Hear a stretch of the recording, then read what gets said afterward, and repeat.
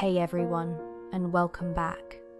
Today I want to talk about an idea that really made me think, an idea I believe holds immense power in our daily lives, the profound impact of genuine, intentional joy and how it acts as a powerful, undeniable force for connection. We often chase happiness through grand achievements or external validations, but what if the most potent source of joy, the kind that genuinely connects us and fuels our everyday, comes from a much simpler, more authentic place? What if it's born from the quiet commitment we make to ourselves? The gentle act of following through on an intention and then allowing that quiet satisfaction to ripple outwards. This isn't about forced positivity or putting on a brave face.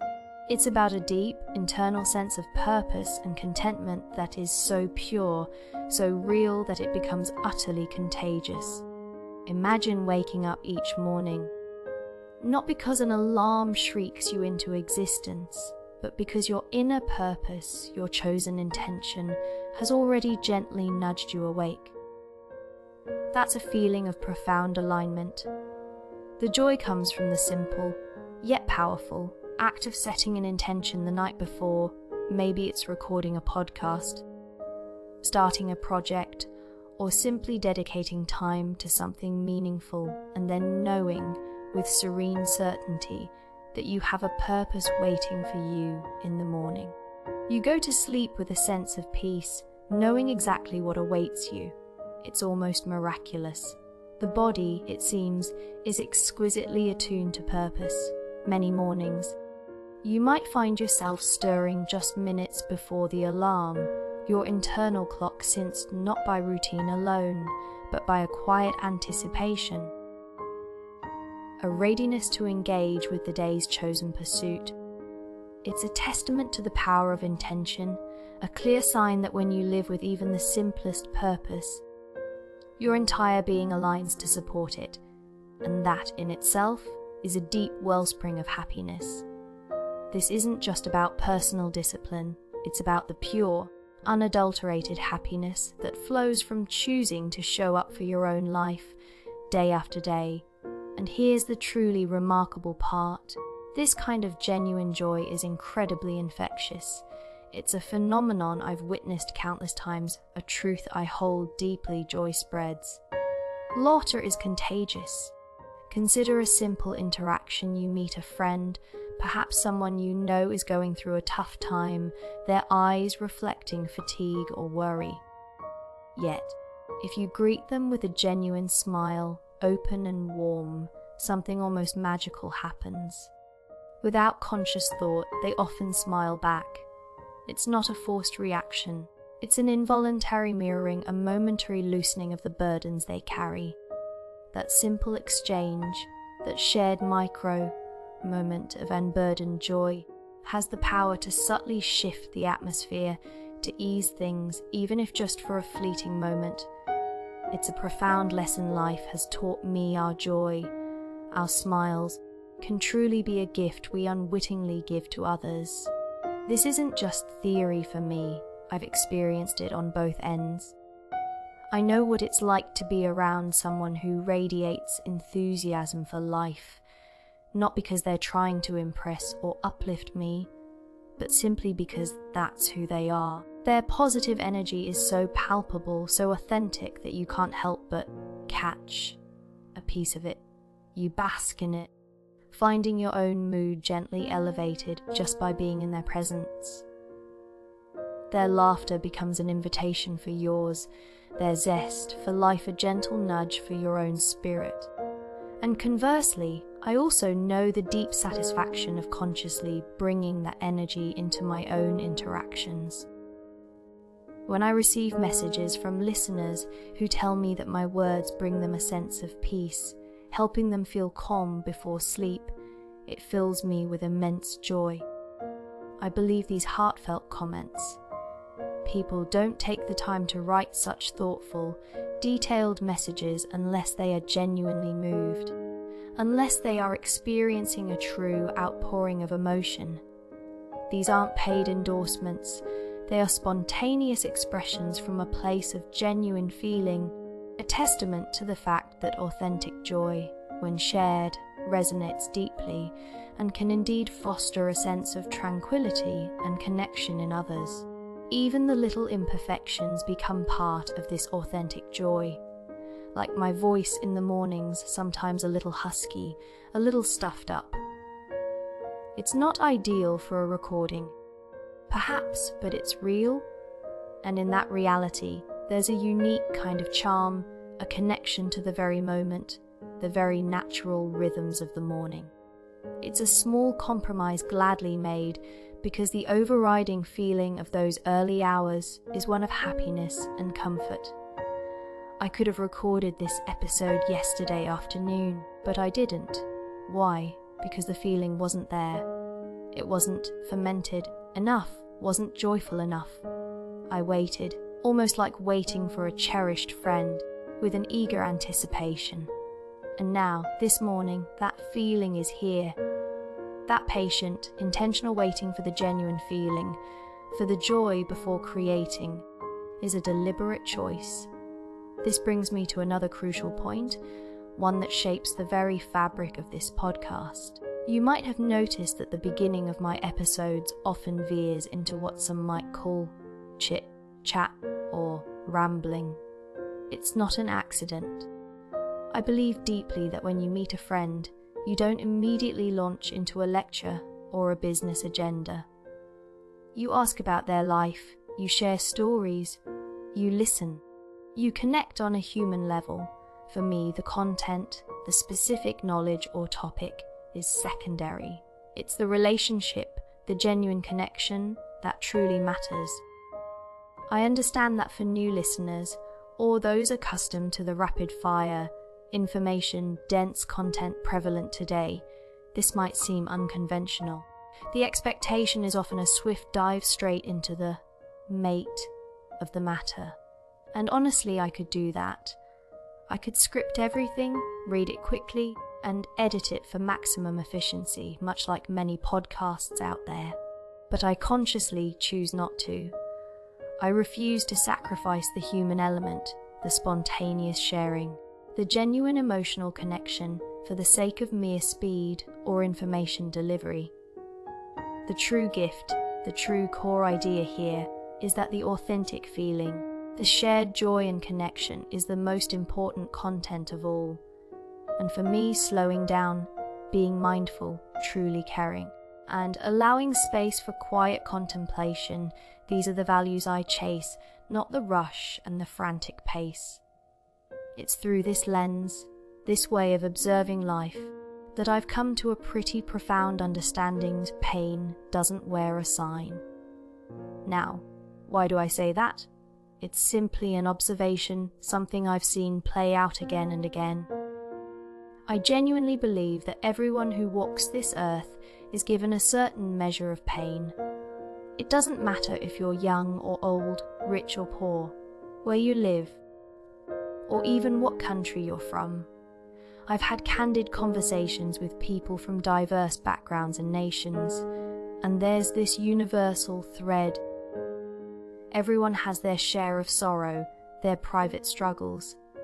But here's the kicker: while we intellectually know that everyone carries emotional weight, not everyone reveals it. And there are so many reasons. Sometimes people just don't feel safe enough to expose their true feelings. Other times, they're incredibly skilled at what I call acting, and I mean that in a completely neutral sense. It's not a critique. It simply means they might not genuinely feel a certain way, but they manage to convince others that they do. It's about performing a role that doesn't align with their internal state. Then there's the professional aspect. Think about those in customer service or highly public-facing roles. They become incredibly adept at managing interactions and emotions, so much so that sometimes they can't even separate that professional persona from their authentic selves. They carry that practiced ability to hide their true emotions into their everyday lives, We're not talking about joy here. Joy has its own natural ways of being celebrated. But sadness, sorrow, pain, that's different. Most of our pain truly doesn't come with any outward indicators. You might look at someone who appears perfectly fine, completely stable, and assume they are, but that's not necessarily true. You might see someone who seems incredibly stoic and automatically conclude they have no worries, but again, that's not always the case. Why? Because pain doesn't wear a sign. No one walks around with a billboard declaring they're suffering. It just doesn't happen. This observation has deeply shaped my perspective on life. I'm aware that some might find this view sensitive, or even label it as hypercritical. But honestly, what others say about something good I'm striving for doesn't always affect me. Because, first, I understand my own intentions, and second, even if I haven't perfectly achieved this outlook yet, it's something I constantly aim for and practice. It's about recognizing the invisible struggles around us and approaching the world with that understanding. And the very essence of this philosophy rests on 4 simple yet profound truths. When something is genuinely good, its intrinsic value doesn't change based on external praise or criticism. It is good because it is good. This understanding brings a deep sense of peace and comfort, especially when navigating the complex waters of human ethics. We all have moments of weakness or negativity, but our journey is about striving to be better. And these insights, I believe, are powerful seeds we can plant in our lives, water them, and watch them grow into a way of living, a default setting, a profound truth within us. My core viewpoint, the big thing I want to share with you today is this: be kind first and understand later. Now, I know what you might be thinking. That sounds like a platitude, something everyone says. And you'd be right to feel that way if it weren't for the crucial element of practice. This isn't just a pretty phrase, it's a discipline. And from my perspective, it's remarkably simple if it feels right, if it genuinely brings peace and positive outcomes, then it's worth practicing, regardless of what anyone else might say about it. When we encounter anyone, particularly strangers, adopting this approach, kindness first, understanding later, immediately imbues the interaction with a profound sense of peace. You see, when you default to assuming the best in people, when you approach every new connection with an open heart and an intention of kindness, you shed the heavy burden of suspicion, judgment, and calculation. You don't have to dissect their motives or guard your words. It makes meeting new people, even complete strangers, a joyful and effortless experience. I found this to be true, especially in my travels. My encounters with countless strangers have left me with some of the most fascinating and heartwarming stories, simply because I approached them with kindness first. But what about the people we do know, the ones who challenge us? What about a difficult colleague, someone who consistently tries to undermine you? Their negativity seems so obvious, so palpable. How can you possibly apply kindness first, understanding later, in such a situation? Here's the often overlooked truth: engaging in battle with someone else rarely, if ever, leads to a true victory. More often, it leaves both parties wounded. I say this with utmost seriousness, while some might feel compelled to fight back. There's a crucial distinction between fighting and self-defense. Think about it: the moment someone provokes you to anger, the moment you feel that surge of rage, you've already incurred a loss. Don't believe me? Next time you're truly furious, check your blood pressure, measure your heart rate, get your blood tested. You'll find elevated levels of stress hormones like cortisol flooding your system. Scientifically speaking, fighting for victory In a personal altercation is a physical and mental drain, a self-inflicted wound. There is no real win in an argument where both parties end up emotionally and physically exhausted, or worse, damaged. I'm being brutally honest here. I'm not advocating for some form of moral superiority or passive acceptance. Far from it. I tell you this because I used to be that person, constantly embroiled in conflict. And frankly, I grew utterly exhausted by it. I had to pivot to find a more peaceful path for myself. And that path led me straight to this principle: kindness first, understanding later. Why kindness first? Because I've come to know with absolute certainty that if someone is behaving unkindly towards me, it's almost always because they are dealing with something profoundly difficult themselves. It's a guaranteed truth. Happy people don't go around hurting others. Everyone carries their own unique pains, their own personal struggles, their own silent battles. They are often both the perpetrator and the victim. Each of us accumulates a unique vocabulary of life experiences over time. And if that vocabulary, that life experience, is heavily weighted with pain, then that's what they'll unconsciously use to communicate with the world. This insight has been an unwavering truth in my life. Let me give you a concrete example. I once encountered someone who was incredibly defensive and rigid in their thinking. We were having a casual conversation, nothing heavy. Just discussing a meal they had prepared. I simply remarked, "Oh, you must have bought this from the market, not the supermarket, right? I've only ever seen this ingredient at the market." It was a completely neutral observation, a statement of fact, carefully filtered to avoid any personal attack or judgment. Anyone familiar with scientific inquiry or critical thinking knows the importance of objective observation. I made sure my words were chosen to be completely neutral, avoiding anything that might stir past hurts. Yet, I was met with an explosion of anger. The person launched into a tirade, something like, "I woke up early to go to the market and cook this for everyone, and now you're criticizing me. I put in so much effort, and all I get is criticism." Or are you trying to say the market food is dirty and unhealthy compared to the supermarket? Is that it? It was a barrage of misinterpretations and defensiveness. To be utterly honest with you, did I feel annoyed? Of course I did. My intention was not to criticize, and to have my words twisted felt frustrating. But in that moment, instead of engaging in a fight, my chosen approach was to disengage. I physically removed myself from the situation.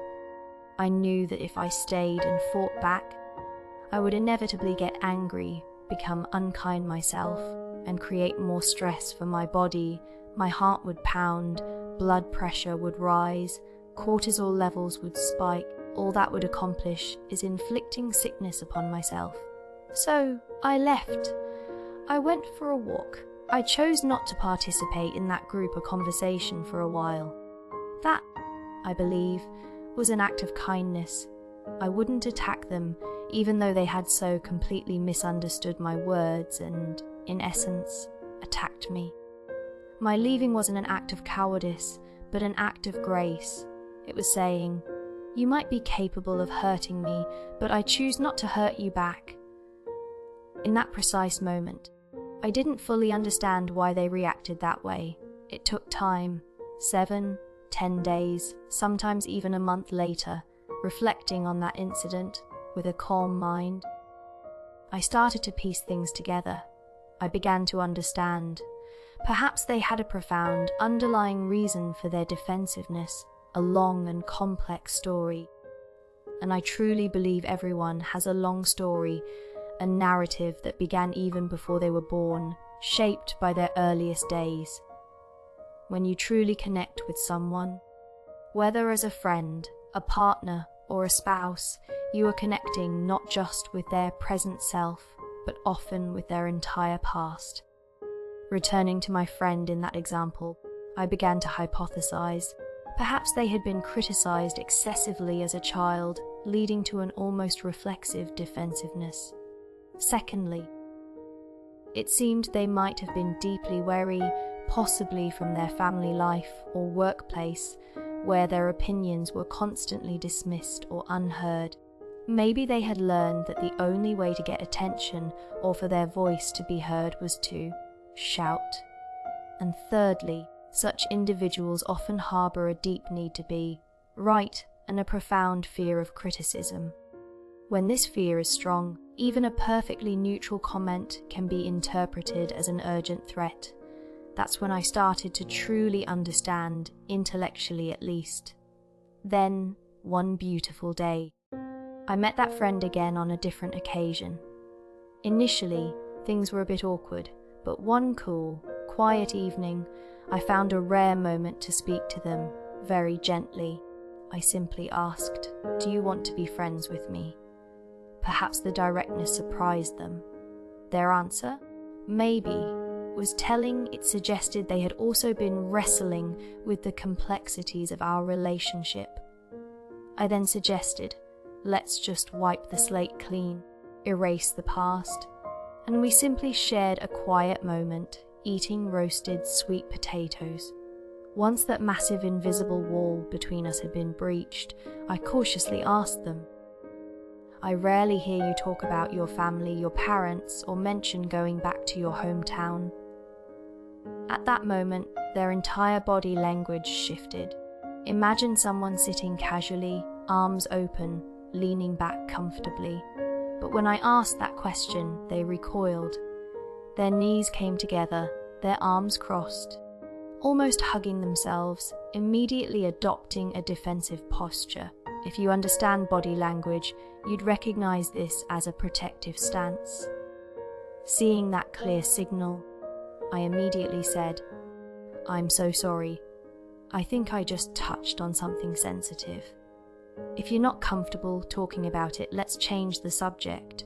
We can talk about music, or books, or the scenery, anything at all. I'm an open book, and I don't like holding things in, so please, if anything bothers you, tell me directly." My friend then quietly apologized, admitting, "I have a lot of sad stories about my family. I don't want to talk about them." This unconscious admission perfectly connected with my earlier hypothesis. I then gently offered, "Well, if you ever feel safe enough with me, I'm here to listen. I truly value the connections we make. We're all so busy, and to meet someone by chance is a profound connection in itself. Who knows, after this outing, we might never see each other again. Life can be unpredictable. So I don't have any grand expectations, but I believe that if we can connect with anyone we meet, truly be present, and offer each other a moment of peace, then we are living a truly rich and happy life." And it was true. After that, my friend began to open up about their family, and my initial theories were not only confirmed, but found to be even deeper and more painful than I had imagined. So, you see, it was kindness first and then understanding. This, I believe, is the practice that has brought immense value to my life. Now, I'm certainly no saint. I'm not some enlightened being who can effortlessly forgive, overlook slights, or remain completely unaffected by others' negativity. Please don't think I'm special. I'm telling you honestly, if someone provokes me, I still get hurt, I still feel sad. There have even been friendships where I've felt deeply betrayed, and even now, I still feel a pang of pain when I recall them. So, I'm simply someone who actively strives to live well, to continuously train myself each day to be better. That's a more accurate description. It's not that I possess some innate ability to easily navigate difficult situations or bypass the struggles others face. If you're crawling, I'm crawling. If you're scrambling, I'm scrambling too. There's no inherent superiority. It's just that I proactively seek out these approaches rather than waiting for problems to overwhelm me. So, what about those people whose personalities or actions are simply intolerable? Sometimes you simply choose not to engage. You choose whether or not to associate with them. There's no need for battle. Of course, in professional settings, if you're in a meeting advocating for a project for the collective good of the company, then absolutely, put on your warrior mode and argue your case passionately. But in personal interactions, for me, it comes down to a simple choice to engage or not to engage. If I find someone's character truly incompatible with mine, I can choose not to spend time with them. I'll seek out people who are a better fit, rather than waste energy fighting. That too is an act of kindness for both myself and them. Because I deeply believe that with enough compassion, we truly could love anyone in this world once we understand them, but our energy is finite.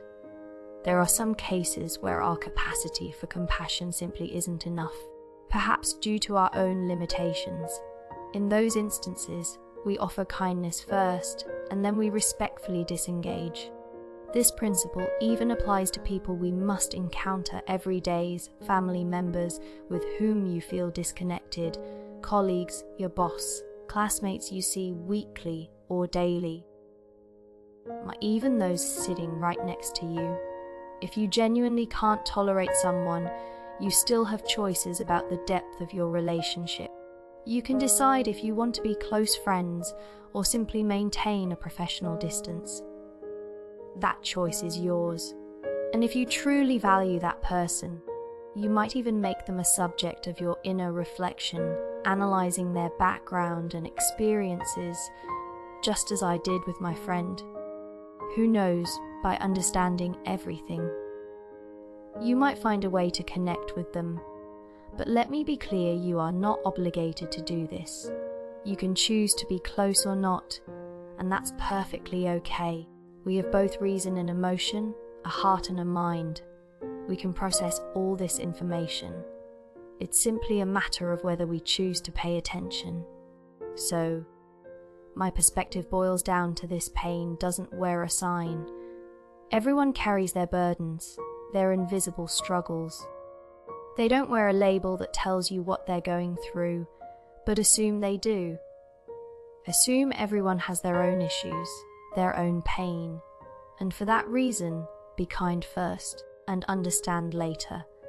I hope this idea gives you something powerful to reflect upon in your own life.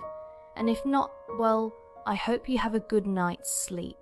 Sometimes, a podcast can just be a soothing lullaby, and that's perfectly fine too. That wraps up our show today. To explore more episodes, hit the playlist icon you see on screen. Thanks for listening. So, remember, the real insights aren't just given, they're discovered when we intentionally look beyond the surface. Keep questioning, keep exploring, and keep finding your own profound takeaways.